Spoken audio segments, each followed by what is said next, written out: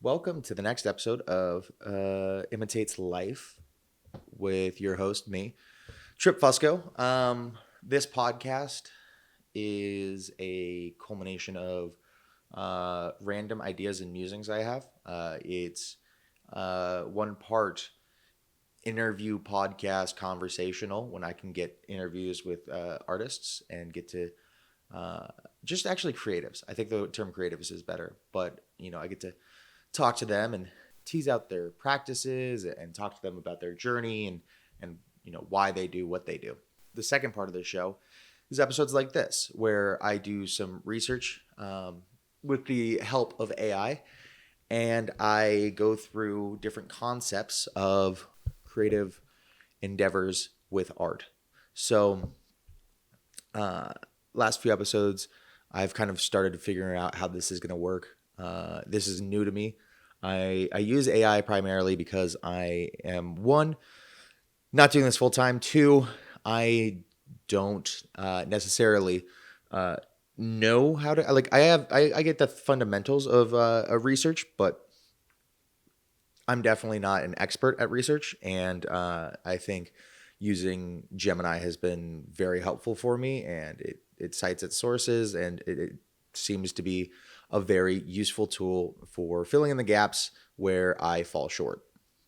So this episode is actually it's actually interesting. All the other ones sucked. This episode's really interesting because it talks about anti-aging and how art and creativity can play a role in slowing the aging process. This is a very trendy topic. I've heard a lot of people talk about different things from adversity, having difficult things in your life, saunas, cold plunges, stuff that triggers your body's sympathetic nervous system or parasympathetic nervous system. Remove the scratches from the discs is how the analogy was explained to me of on your intercellular level or your cellular level. If you've watched another episode, thank you. You are my one follower. But you'll know pretty quick how limited my vocabulary and understanding of a lot of this medical information is. And it's definitely more, my strengths more fall in line with creativity and people. And I think that, this is really cool because I'm learning so much about a lot of things that are way out of my depth. But part of this podcast as well, something that I've come across a lot in this pursuit of creativity, is that you have to do stuff that is out of your depth. You have to swim in the deep end in order to do some laps, whatever the case is. So episodes like this, I'm learning 10 times more than I'm sharing because I'm only able to effectively communicate 1/10 of what I'm learning. It's more of a point of articulation than anything. So I appreciate you for joining. Let's kind of get into it. I just want it to be a conversation, and there's just a camera over the shoulder. Accept that there's people that are going to be better than you at that specific thing. So I know there's going to be someone that's better at editing. And you could sit around and say, well, I haven't started on the main script because I'm waiting for it to be inspired, right? When you show up and you sit down and you go to your spot, the inspiration does come. If I don't put my skin in the game, shed a bit of blood, how could I expect for the return I'm hoping for to be as severe as the sacrifice? A lot of people will be like, I could never do, I have no idea how to do, and I didn't either for the most part. It's just sitting down and taking the time to learn it once, and then when you do, it's like, oh my gosh. Within the concept that kind of came up, a couple new recent studies that came out in 2025, relatively speaking, because a lot of stuff, we talk about how salt is bad for you, and that comes from a study that was conducted in the 70s. So something that happened in the last year is definitely a very new study.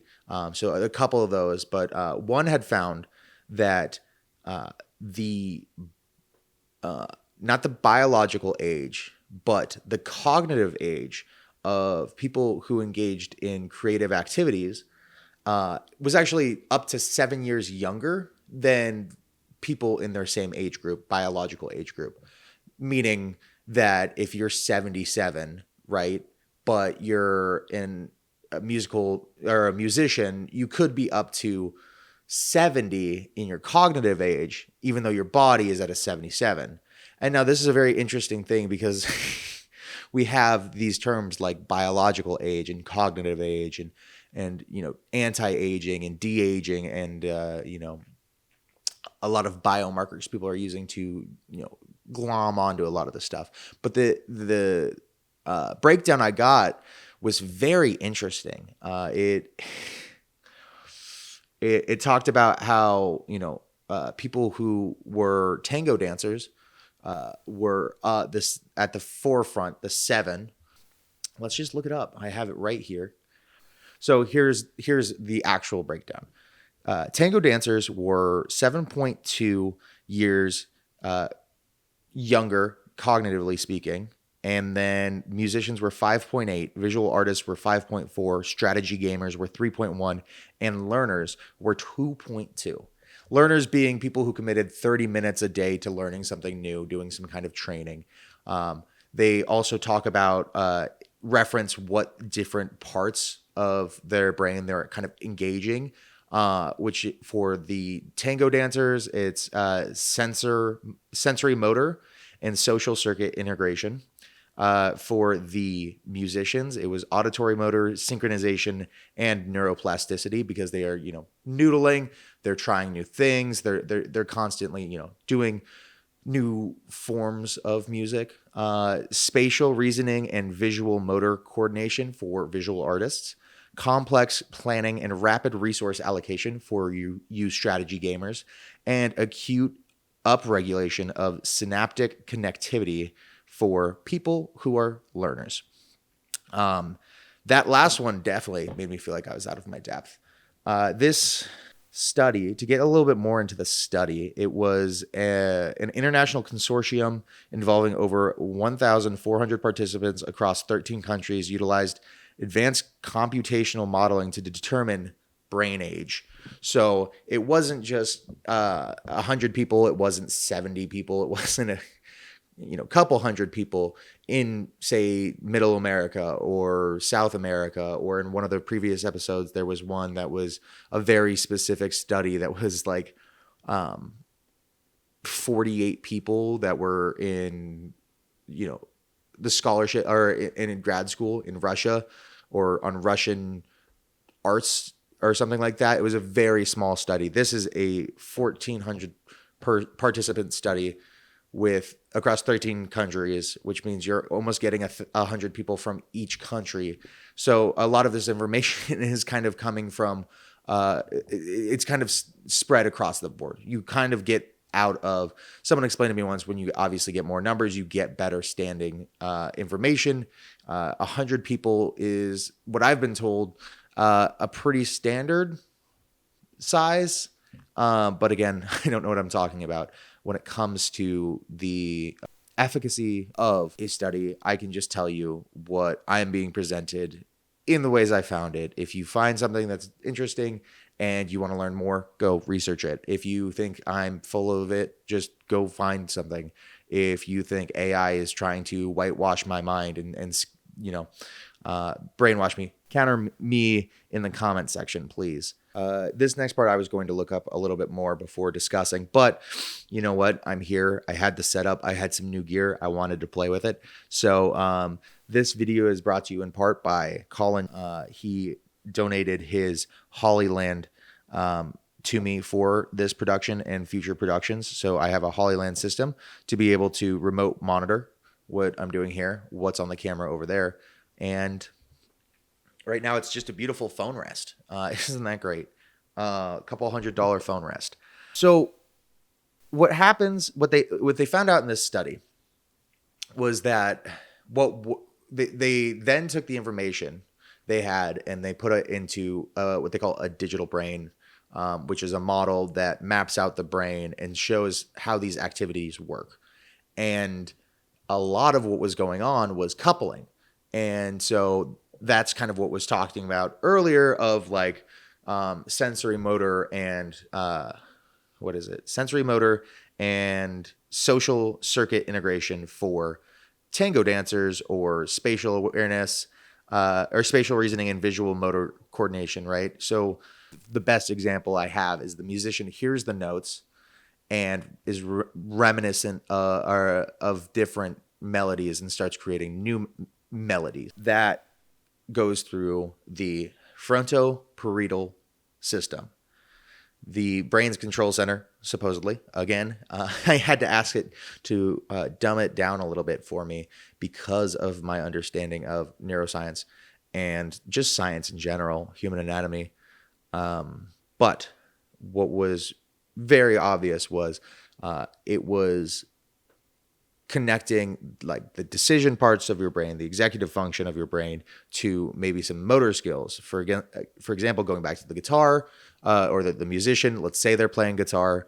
As they're hearing the notes, they're playing new notes, and then they're going back and forth between different parts of their brain. And as you practice that, obviously the infrastructure gets stronger, in reverse of how it happens in the real world, where the more you drive down the road, the more the road breaks down. Theoretically, in this case, the more you drive down the road, the better the road gets. That's something that we've definitely come across in all of our research up to this point for this podcast, is that the more focused training you do, the more active you are creatively, the better it gets, right? And so not only is it about doing the practice so you get better at the skill, but it's also about doing the practice so your brain actually like works better. This is really cool stuff. I'm not going to get too far into the frontoparietal system because, come on, look at me.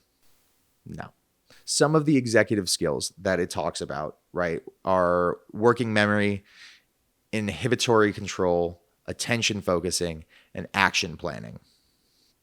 And then the different parts of creativity, right, that each one of those kind of couples with, right? So we have working memory, holding a musical note, or visual proportions in mind. So say a photographer is looking at a space and he's thinking through all the different ways they could walk through the space. That's working memory. The musician plays note melodies they've heard before, stuff like that. Inhibitory control, blocking distractions during deep creative process. We talked about it in one of the last episodes where you kind of want to have ambient music in the background. That's something that you can shut off.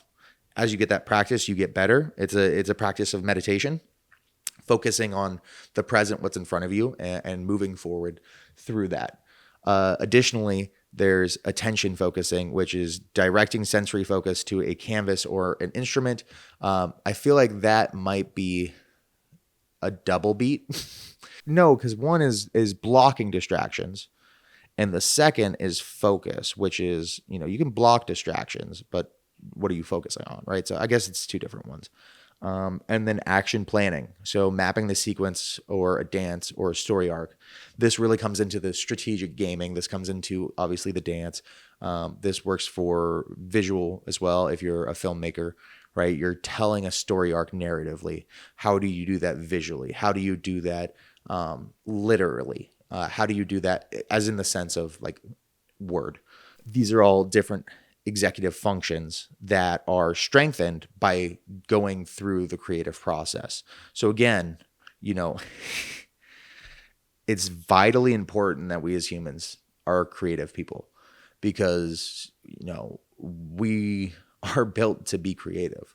And it's interesting to me seeing things like this, like there's stats getting thrown around and I don't know the actual statistics and I don't know if they're true or not, but people are saying things like it takes this much energy. It takes like a very small amount of energy to create a human thought.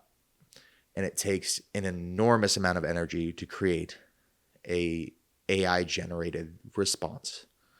And you can call that a thought. You can call them sentient beings and stuff like that, or sentience. But when you look at that contrast, whether or not you're, fan of whether or not what you believe in environmentalism and stuff like that, I mean, theoretically, it should be better for us to like focus our attention on things rather than, put things into ChatGPT. But then again, I told you this episode is brought to you by AI. There's stuff I could not do without AI. So it's tough. It's a real serious discussion and not a one-sided one. So why would I talk about it alone in my apartment? So I'm not going to. But getting back to the frontal parietal system or frontal parietal network, it's a flexible hub. It changes its connectivity patterns based on what the person is doing. When an artist is painting, the FPN coordinates the visual cortex with the motor cortex. When a musician is improvising, the FPN links the auditory system with memory centers to produce new melodies. This constant switching and coordination keep the FPN resilient. In many aging brains, this network begins to dysfunction, leading to conditions like ADHD, schizophrenia, or depression. However, lifelong creative exposure strengthens these right frontal parietal networks, protecting against the decline typically seen in old age.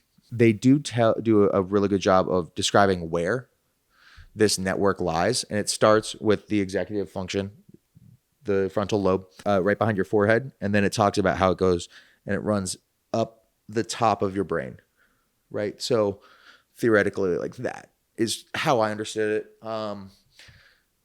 Lot of opportunity for me to be wrong. There's so much opportunity for me to be wrong.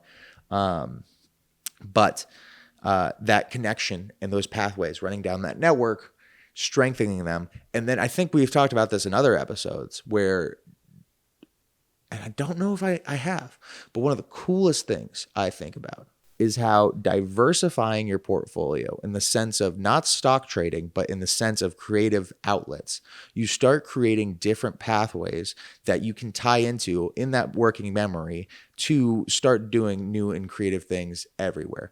Because how you do something is how you do everything.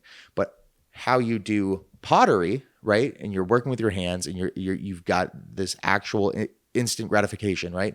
Maybe that does translate to 3D modeling where you start to like actually like get that, it's not synesthesia, but like you can actually in your brain picture what it would feel like to sculpt that object, and you start seeing it in more than just one dimension, because you look two-dimensionally at a three-dimensional plane. But sometimes you have to actually physically feel something in order to fully understand its depth, right? Because behind me, these blinds, these Venetian, whatever blinds, they could look like a ridged flat, and you could like run your hand across it and it could be rigid and stiff, and it could be just the whole wall.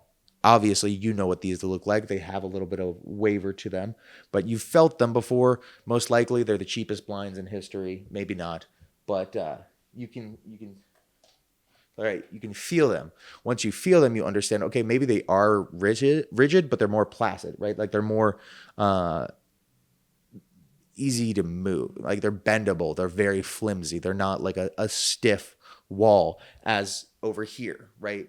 This textured wall. You can see it, but you don't understand until you feel it truly what it's like.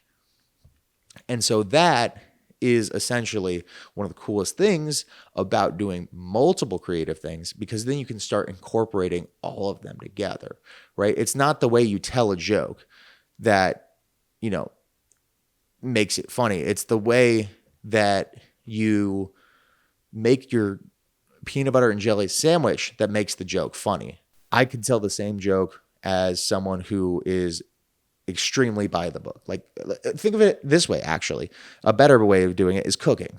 There's the people who are in the court of, I'm a bad cook, so I don't cook. There's the people who are in the court of, I need the recipe. The recipe is law. I will not put a single grain of salt over what is recommended by the original chef. Then there's the people who are maybe a little bit more loose with their seasoning, or they're a little bit more poetic with their cooking. They just go for a more feeling-based cooking. Well, if you look at that, it's not necessarily the people who are like, it's not the chef who's cooking, right? It's the person who's cooking. As in, like, a chef cooks, they just, theoretically just go through the recipe. But the person who's had undercooked chicken goes by the recipe and does not differentiate. The person who did really well in school and was always told what to do and then had a hard time when they graduated because they didn't know what to do anymore will follow that recipe to the T. But the person who took a gap year and kind of, they picked up this weird, trait in Bulgaria because they went and took that gap year and they traveled Europe and they backpacked across Europe and they put cinnamon on their peanut butter and jelly sandwiches. That comes from their experience. And as you diversify your experiences, you diversify these neural networks, these neural pathways in your brain, and you start engaging them across the board. So that's one of the coolest things I think about creativity. That's why I think people shouldn't just do one thing. They should do as many things as possible, not only to find your thing as soon as possible, but then additionally to enhance your thing. Because photography and videography are similar to anyone who doesn't do them. Most people who see this camera are like, oh, okay, cool. How's that different than the camera you're filming on? And there are people out there who might see this camera and say, how is this different than either of the cameras you're using? Well, obviously the one that's from 1975 that I'm holding right now, the Canon FTB series film camera, can't take photos without digital or physical media in it. And then for those of you who don't know what this camera is, it's my A7 III. It's my trusty prosumer camera. It is one of the coolest things I've ever purchased. I mean, this thing literally, this is my swan song. I don't know what to call it. This is what I owe my life to. I mean, this thing just unlocked so many doors. But it shoots 23 megapixels. It has a 6K sensor, but it only shoots 4K. It videos and it takes photos, so it does both. It looks like a photo camera, so people do associate it with that, but it doesn't. It's not Netflix certified, so I can't make a Netflix film on it. But I can take a photo that could be put up on maybe not a billboard, but definitely on a wall in your living room. And so that is a really good camera.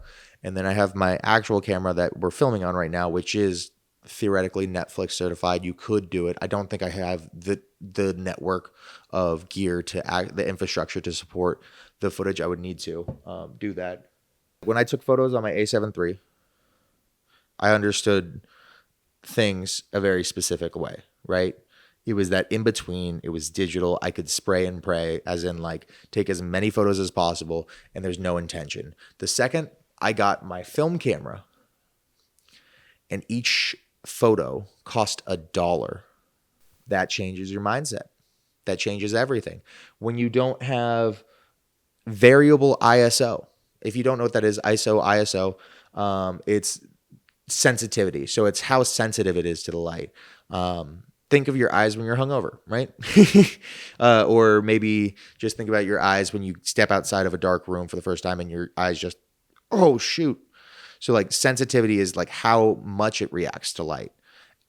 With a film camera, you have no variable ISO. You have 800, 200, 100.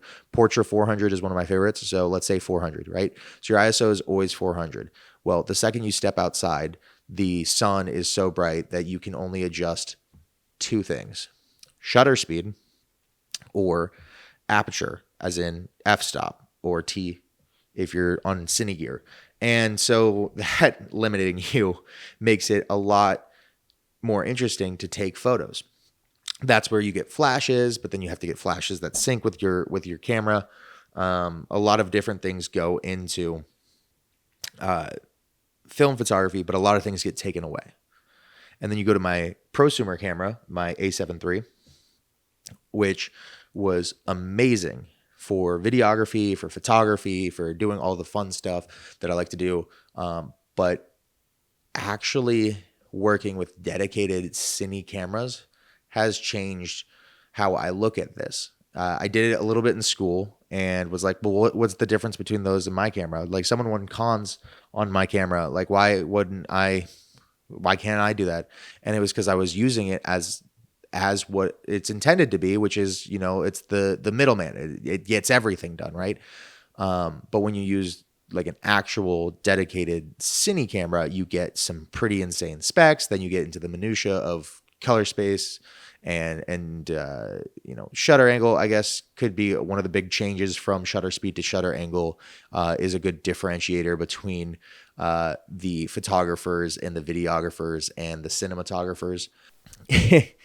How to scare someone who's self-taught, just put like 180 instead of 1/50, 1/50, things like that, right? And so as you diversify your portfolio, you diversify your understanding. Getting back into what today's episode is about, that was quite the long rant. But again, I'm passionate about that. I really am. I think that everyone should be doing as much as possible to be as creative as possible every single day. If it's not for your own soul, if it's not for your own personal well-being, in the sense that like it's gratifying, it fills your cup, there are lots of other reasons to be doing it. The second thing it does is it increases your cognitive reserve. So going back to anti-aging, or theoretically de-aging, or whatever you want to call, whatever hokum you want to call it, longevity, mental longevity. Cognitive reserve is the brain's backup and power and resilience, is how this AI broke it down. Let's read it from here. Cognitive reserve is an active mechanism that builds resilience against cognitive deterioration. Unlike brain reserve, which refers to the physical size of your brain or the number of neurons, cognitive reserve refers to how efficiently the brain uses its existing hardware. So the difference between cognitive reserve and brain reserve are not space, but storage, right? So it's like, if you have a 400 square foot apartment in New York, you're going to get every bit of that square footage out of the way. Like, you're going to take everything into control. Tiny home. Think of it as a tiny home, fitting a mansion in a tiny home, right? Like, your brain could only be so big, but how you use what you have, efficiency, is cognitive reserve. It talks about how in your early life, you're just getting as much information in. You're just taking that in. In middle life, it's occupational complexity. That's when you start getting challenges. That's when you start seeing what I'm talking about in that last rant, where you have, all these different things, and then your working memory can tie, how you play guitar to how you make a PB&J sandwich. By the way, I'm allergic to peanut butter, so I don't eat peanut butter. But next time you do have a PB&J, put a little salt on there. Change your life. Change your life. I did it once. My roommate was like, "What's wrong with you?" I was like, "I know it's weird, but almond butter and honey sandwiches taste a little bit better with some salt." And then he's like, "What's wrong with you?" And then the next day, he just goes and tries it. And then the next night, he goes, "All right, I thought you were crazy. I told you that you were crazy, and you were right. A little bit of salt on a PB&J should not do as much as it does. Changes the game." It's wild how much salt changes anything. So think about that. Getting back to this, occupational complexity is what you start to see in middle life. Educational attainment in early life, and then late life is leisure and artistic activities. These are suggestions for, what you could do in creativity and roles, right? Like, When you're young, obviously you learn how to play the piano.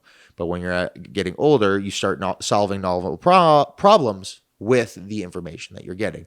And then when you're older, you might want to try new things and really foster some neuroplasticity and really hold on as much as you can to a lot of this.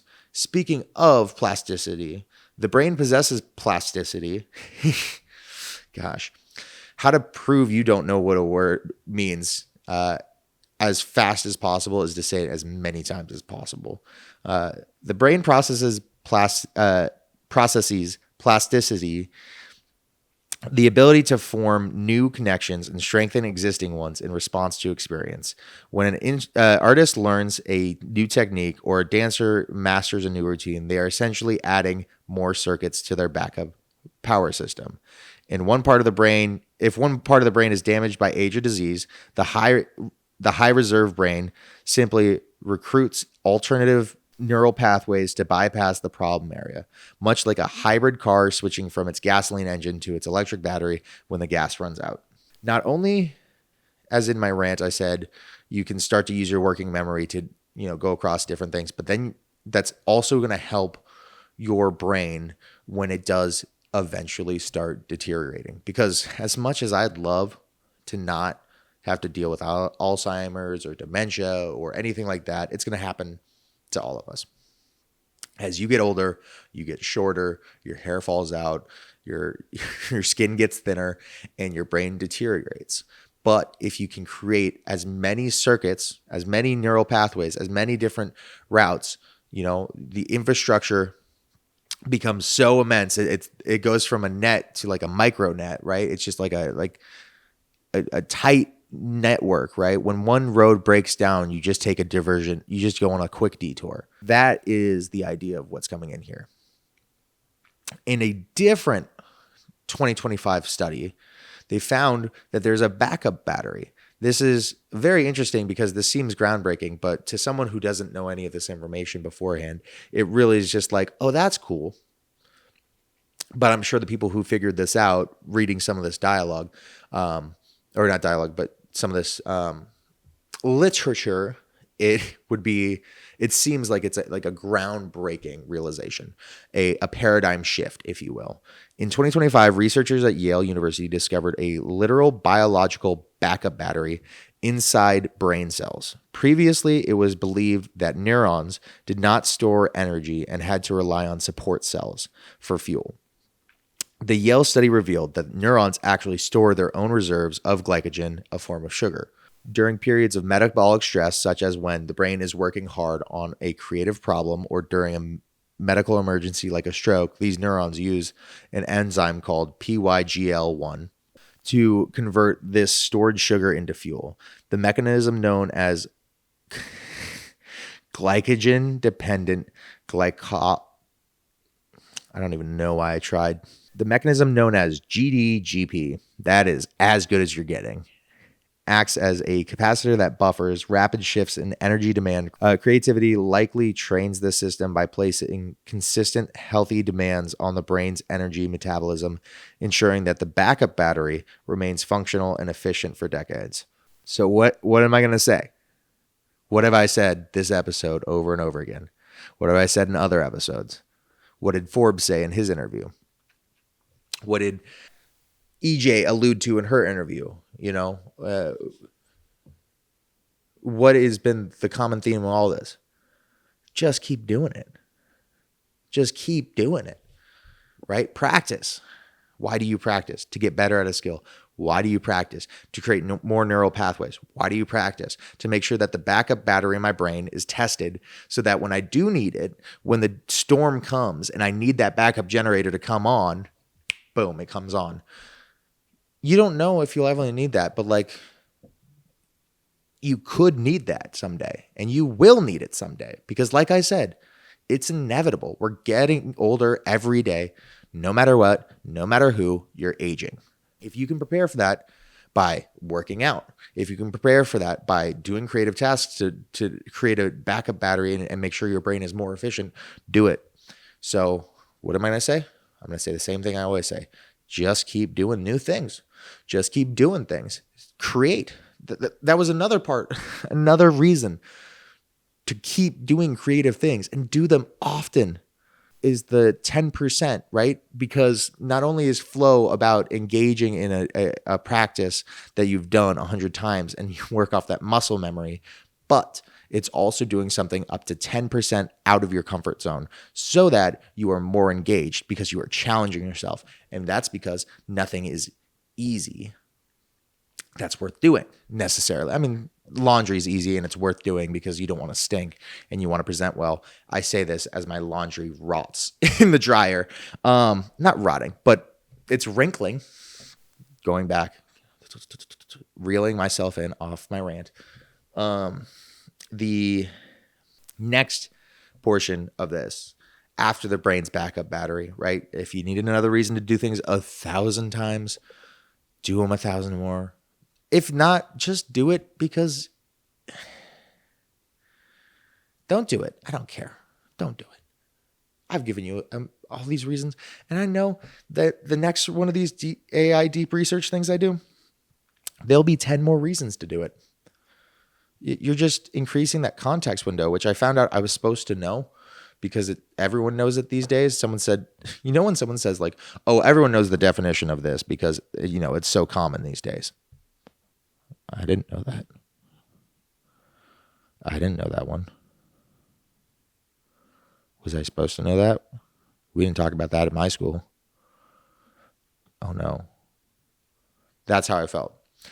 And I'm sure you, if you know me and you're watching this video, you're like, there's no way this dude knows what a neuron is.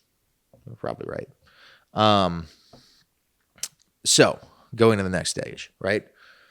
Biological markers. So this is actually going to talk about the points in which the aging can be quantified, I guess.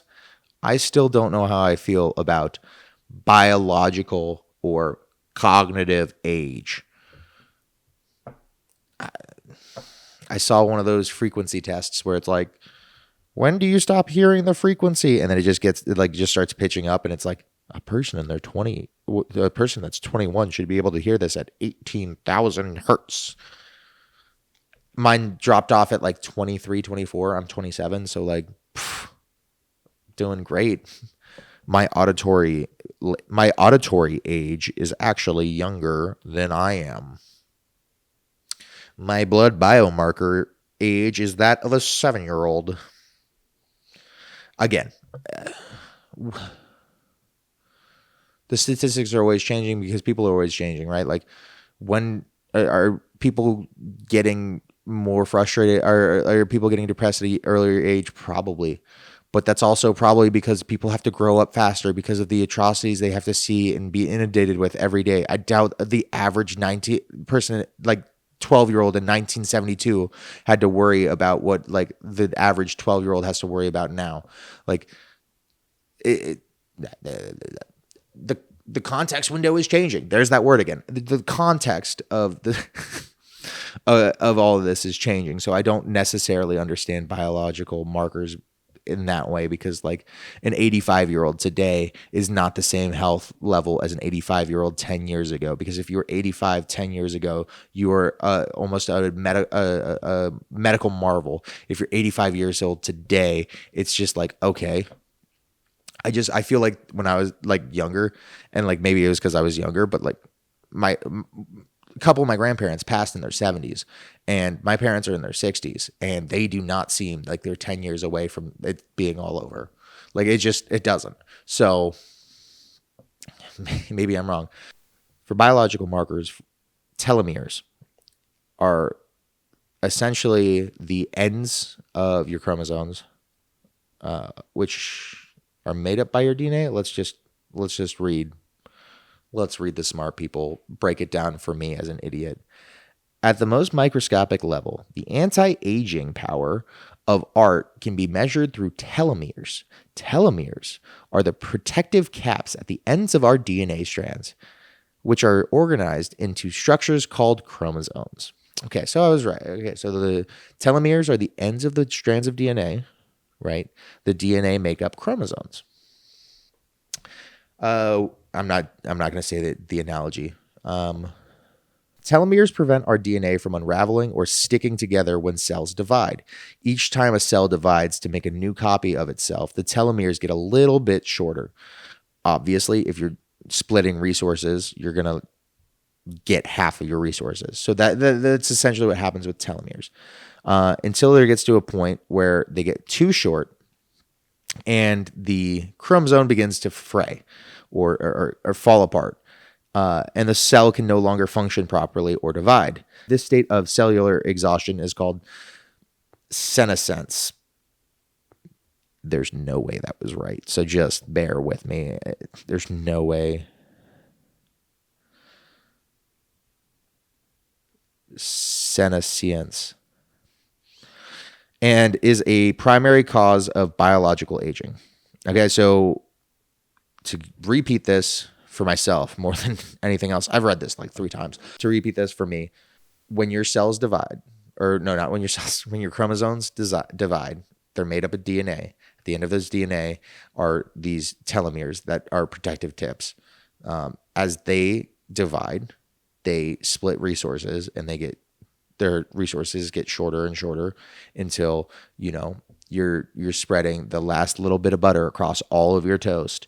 Or I think a great analogy might be, John Mulaney has this great bit about writing happy birthday on a sign. We've all done it. We do big H, big A, and then you have no letters left, like no space left for the other half of the word, right? That's what happens when when you are going through this senescence. No shot, that's right. And so when you get to a point where they no longer cap it properly, then you no longer are able to have those chromosomes divide, those DNA divide, and they start to stop working, much like my brain. So how art or doing creative pursuits protects you from this, how it kind of can almost even reverse this, is 3 parts. Okay. It's not just aging that creates this shortening process, this cellular exhaustion, or no, what did he call it? Was it cellular? Yeah, cellular exhaustion. Oh,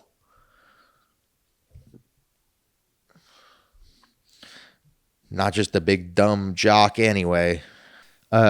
So what other factors can lead to this senescence? I should really hear that be. No, that's not the word. Let's see. Search web.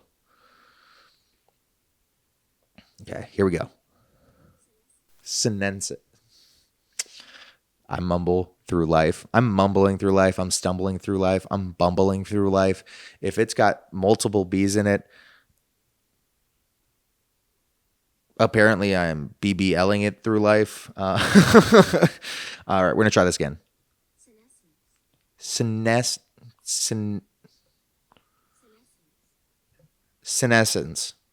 That's going to be a hard one for me. So when that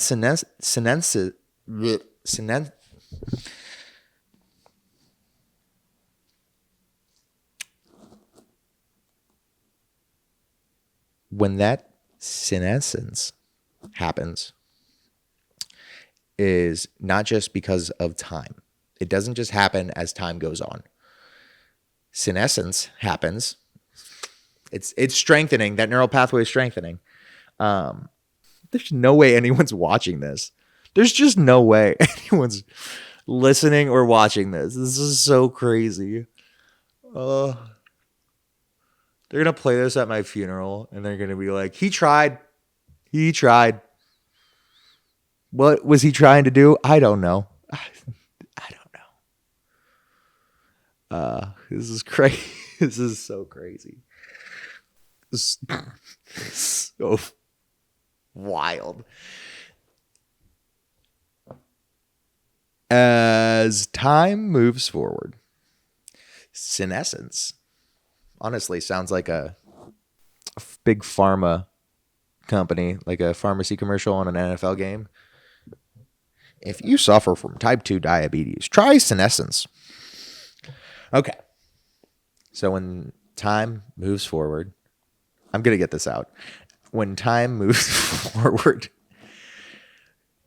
senescence starts happening.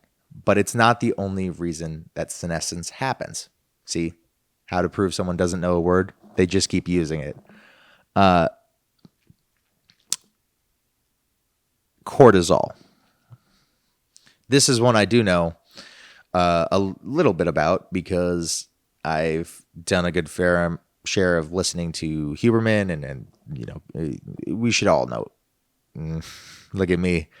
I don't know if you remember from earlier when I said something, but I was about to do it again. So let's assume you don't know what cortisol is. Cortisol is released. It's a hormone that's released in the brain when things aren't great. That is the blandest and least educated way I've heard that described. Again, least educated person to talk on this. So as those are released, obviously things happen in your body. Things that increase cortisol in your body: less sleep, stressful environments, negatively stressful environments. What happens when cortisol increases? You get hungrier, you get depressed, you have a harder time doing the things you want to do. Cortisol's an important hormone in the body. It's not great in high dosage like anything, right? So, cortisol. 3 parts to why, I'm going to say it again. Get ready for it. 3 parts to why creativity and art can help reduce senescence. The first is high chronic stress. When you have high chronic stress, that leads to cortisol being released, which accelerates the shortening of telomeres. What does art do? What does creativity do? What does flow do? Art provides flow, reducing stress and arousal. That's a very basic way of putting it down. These examples are really tight in here because, again, it's AI, so they're trying to help me. Okay, and then just straight up high cortisol linked to cellular aging and inflammation. 2 other things to think about when thinking about cortisol. Art making lowers cortisol, which protects DNA. Okay, wow. I really thought these had a little bit more weight to them. I've basically explained those. I don't know if I have. Oxidative stress. Ooh. Damages DNA. Oh my gosh. And the telomere caps.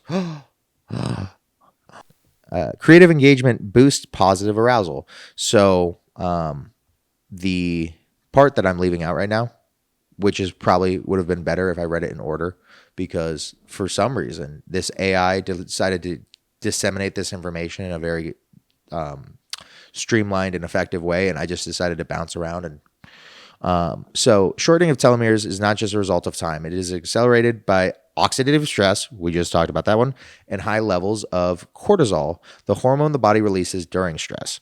Research has consistently shown that making art significantly reduces cortisol levels in your body. In one 2016 study, 45 minutes of art making, regardless of skill level, resulted in a measurable drop in salivary cortisol for 75% of participants. I told you it was coming. And you did not want to listen because no one has listened this far. But for myself,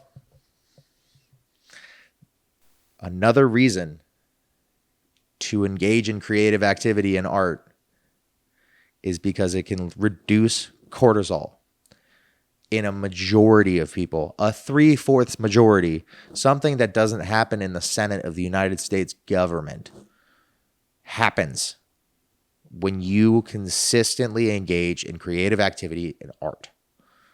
All right? Reduce your cortisol. Help out your little telomeres. They're just like, I'm shrinking, I'm splitting, I'm shrinking. Do some art, dude. Doesn't matter the level. Did you hear that part? If you draw like you're 3 years old, but you're 30, doesn't matter if you do 45 minutes of your 3-year-old drawing. Guess what's going to happen? You're going to get better. You're going to increase neural pathways. You're going to build that backup battery. You're going to reduce cortisol. You're going to help out your telomeres. Again, this science is so far over my head. I feel like I'm 5 foot walking through a 7-foot clearance. That's how I feel talking about this stuff. I feel like I'm knee high to a stump walking through the Grand Canyon. I was told recently that I use a lot of analogies. And I at first was like, I'm going to try and talk without analogies ever again. And then the prideful part of me said, I'm going to double down. So these lifestyle changes that include stress management and social connection and mindfulness are all hallmarks of group artistic practices. This goes on to suggest that maybe you should do group activities like a paint and sip night, or maybe a pottery class or a knitting circle. I'm trying to think of new ideas every time I do this, and that's definitely a good one, a new one, a knitting circle. Maybe you want to start a creative arts podcast with no credibility whatsoever. Who would do that? But the idea is to take your brain and shift it from threat mode, where that cortisol is spiking, and bring it on down. Bring it on down. Let it cool off. Increase that positive arousal in your brain and get into flow state, and just keep doing it, because all those good things, all those great things that happen up here, use it. You were gifted a brain. Use it. Use it. Gosh, that is one of my biggest pet peeves. People who just don't critically think. It's like, dude, how many times you got to touch a hot stove before you realize you probably shouldn't touch a hot stove? Someone was saying their dog likes to boop every cactus to see like which ones hurt and if they still hurt. And I was like, that's a lack of critical thinking. There are humans that are like that. Someone told me this depressing statistic that there is a huge overlap between the dumbest humans and the smartest bears. So when you're creating a bear-proof container, it's very difficult. Or should I say, dare I say, berry. Some case studies, some inspiring case studies of people who are non-aging creators, as AI decided to call it. Pablo Picasso. Oh my God. I've officially lost it. Pablo Picasso lived into his 90s and was working on art every day. This is the quantitative aspect of his brilliance. Picasso produced approximately 147,800 pieces in his 78-year career, including 13,500 paintings and 100,000 prints. From age 20 until his death, until the day he died, Picasso averaged one new piece of artwork every single day for 71 years. He was doing an art exhibit to celebrate his 90th birthday. A selection of his works was exhibited in the Grand Gallery of the Louvre, marking him the first living artist to receive such an honor. 90 years old. 78 years was his career, averaging one piece of artwork every day for 71 years. But Tripp, I'm too old. I missed the education and knowledge attaining window of childhood, and now I'm in the whatever the occupational challenge stage of my midlife and I have no artistic skills. Start. In his final 4 years, ages 87 to 91, his physical and mental health allowed him to paint more than 100 paintings and hundreds of engravings with a frenzy of freedom that mocked the limitations of old age. Those were his final 4 years. But I brought that up, right? The idea of starting, because language-based creativity also offers profound protection. The Pulitzer Prize-winning author Toni Morrison published her first novel at the young age of 39, and her last at 84. She remained searingly clear and focused as she aged, publishing 4 novels and numerous essays after the age of 70. You have yet to create your best work. You also have yet to probably start your best work. I mean, hear me out. What is the harm in finding one small thing, one cheap thing that you can do every day? Do you know how much a guitar costs? I bought my guitar in 2020. I've had that for 6 years. And I'm not good. Probably just blew your mind there, I know. But over the past year, I've practiced more than any of the other years combined. Except for maybe COVID. COVID was when I first got, or like I got it in 2020, January 2020. And then COVID hit. And so I was practicing a lot and not great. This hand was stiff. I mean, I've actually felt the change that's happened over the past year with just like I've developed calluses, blah, blah, blah, blah, blah. Now when I get bored or I just need a little pick me up, I pick up my guitar, I noodle a little bit, and then I go back to work. I play a couple of the same melodies I know and get just a little bit better at it. I picked it up when I was 21. And I continue playing it as I'm 27, 28, whatever. I recently just got a sketchbook, right? Cost like maybe $11, $20. I don't know. I got a bunch of notepads too. For $11, I got like a lifetime supply of yellow legal pads. Journaling. I've talked about it. Journaling, writing. Super simple. You know how to do it. Don't want to write? Okay. Type. Don't own a computer. I bet you have a phone.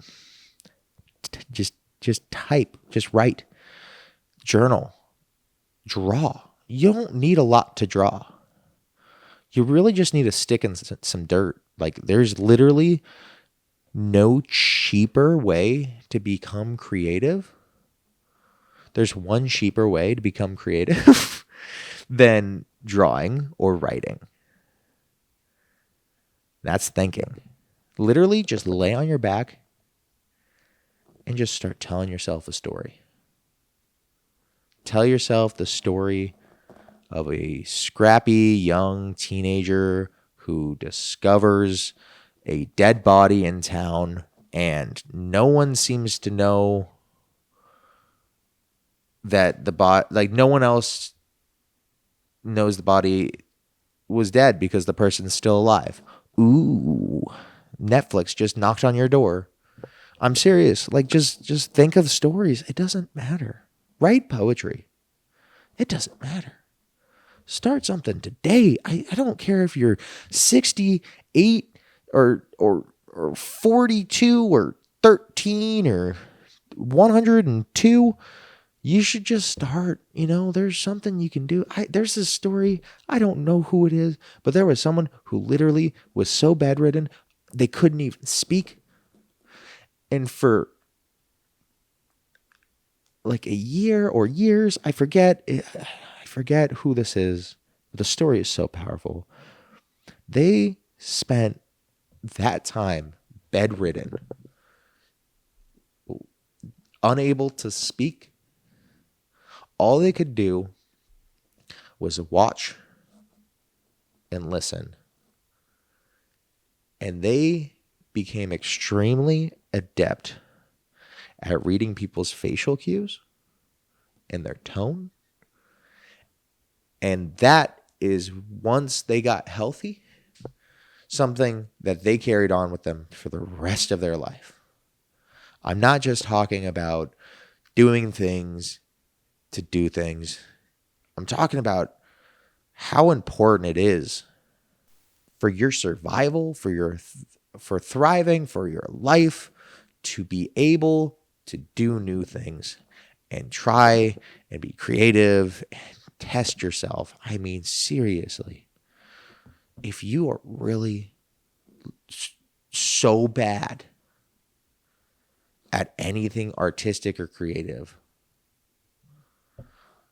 just try and draw a circle. Draw a line. Draw a couple triangles. Color them in. Literally start.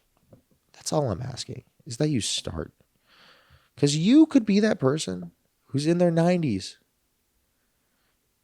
finishing your first novel, your only novel. It's not even a book about your life. You're some 97-year-old geezer who's just retold the story of how she met her husband in 1942, set as a space opera. Do it. Just do it. I don't care. Be cringe. Be cringe with me. Obviously, I'm cringe. Look at me. Man, I need to find people to interview. All right.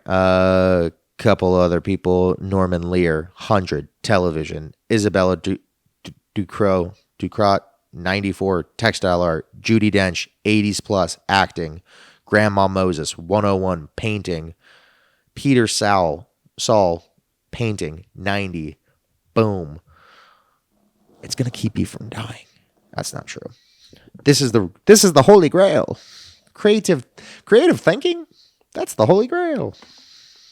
All right, let's keep going there. Social prescribing, the future of public health and creativity. The evidence linking creativity to a younger brain clock has led to a major shift in public policy known as social prescribing. As a global population ages, the cost of treating dementia and age-related illnesses is expected to soar into the billions. Research suggests that if we can delay the onset of accelerated brain aging by even a few years through creative interventions, the impact on public health would be transformative.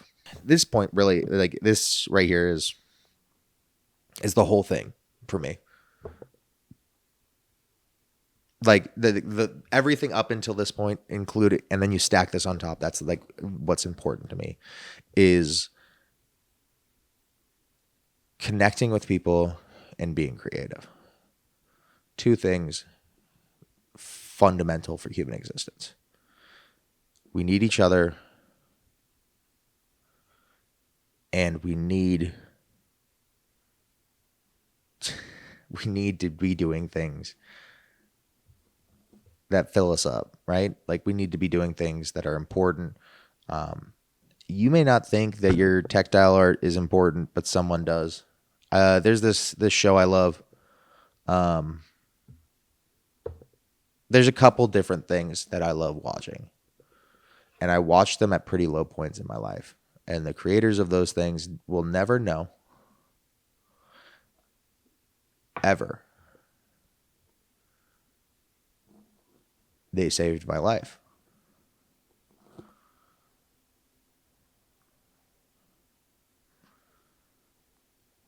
And that's everything.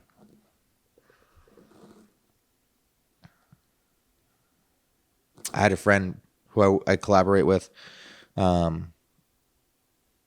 He thanked me for our recent collaboration. It went well. we're talking. He's like, hey, thank you for everything. You're great. Blah, blah, blah, blah, blah. Something I hear all the time. No big deal. Whatever. But I honestly sat there and I just I texted back because a lot of times you think of things you don't necessarily want to say to people, but I'm trying to say those things now. And I just texted him back. I don't think you know how thankful I am for you and how much you've helped me. So thank you. And I mean it because, again, I don't think, on a completely side note, tell people what they mean to you. Getting back to this, if we can create together, we can stay together. If we can create for each other, we can build stronger relationships. We can help people who don't even know that they need your help and you don't even know you're helping. There's so many different things that we could be doing, and we're not. This last year saw the I had a lot of growing pains. I had to cut a lot of things out of my life last year, and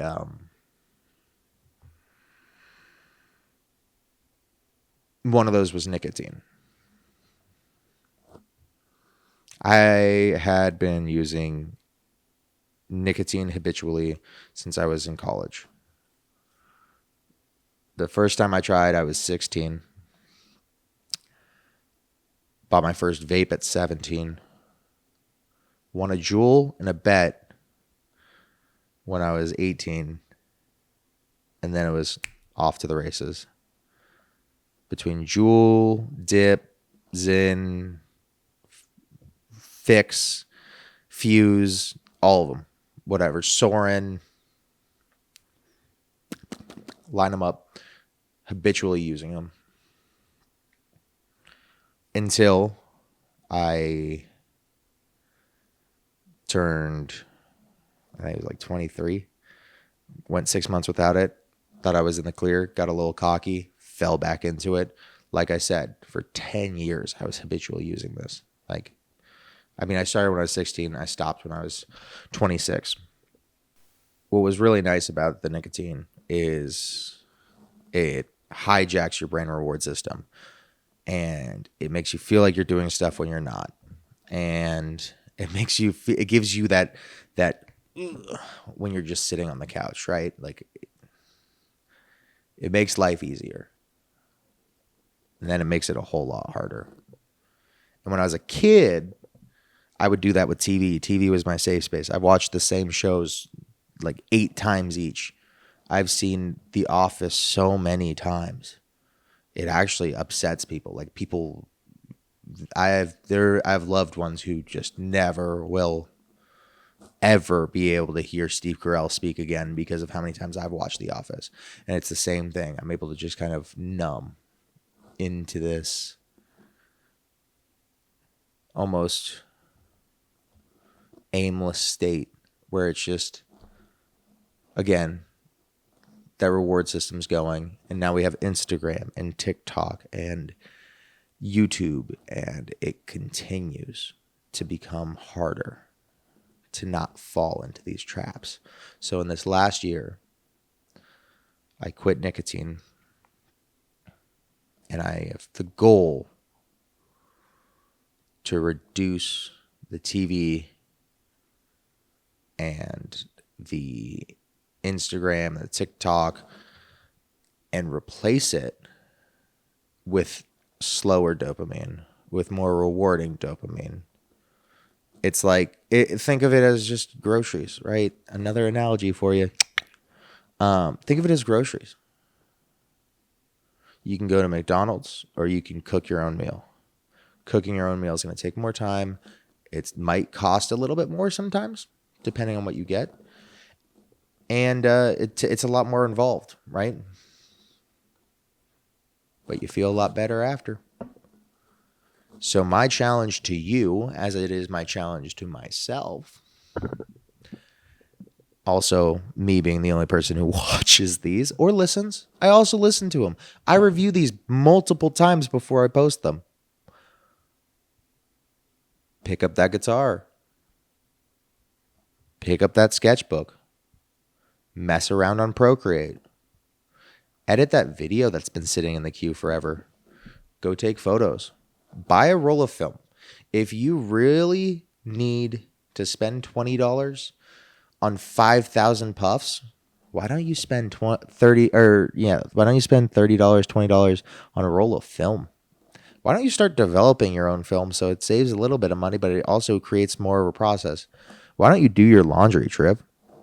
There are a lot of different things I could do with my time instead of just sitting around watching TV. It's very interesting, and I hope someone finds this channel, and I hope you find it interesting. And I appreciate you for watching or listening. If you made it this far, what are we both doing here? Like I've by the time you see this, I've recorded this, I've edited this, and I've listened to this, and then I've uploaded it. So, that's not really watching it. But that means that by the time you've seen this, I've heard myself talk 3 times. All for you, my one follower. I appreciate you, whoever you are. If you've made it this far, thank you. Seriously. I appreciate it. Hopefully you found this interesting. Hopefully you thought it was a little funny. Not maybe too sad. There's definitely some somber notes. Sorry about that in my feels. Again, shout out to Colin for providing me with these Hollyland remote decks. The battery died almost instantly. Oh no, I think it's just overheated because I turned the fan off. Maybe the fan will kick back on. Let's see how I'd look on the monitor I didn't need for the whole time. But seriously, thank you. I appreciate it. More episodes are going to be coming out this year. I'm excited to keep doing this. I keep making jokes about how I don't know what I'm doing, and this is really cringy and all of that. But again, I think, who cares? Right? There's so much content out there. And you know what? I don't think a lot of people are trying to do this. So hopefully this helps you the way some people have helped me in my life. And again, let's connect people with creativity. That's it. Let's just be more creative. Do something creative today.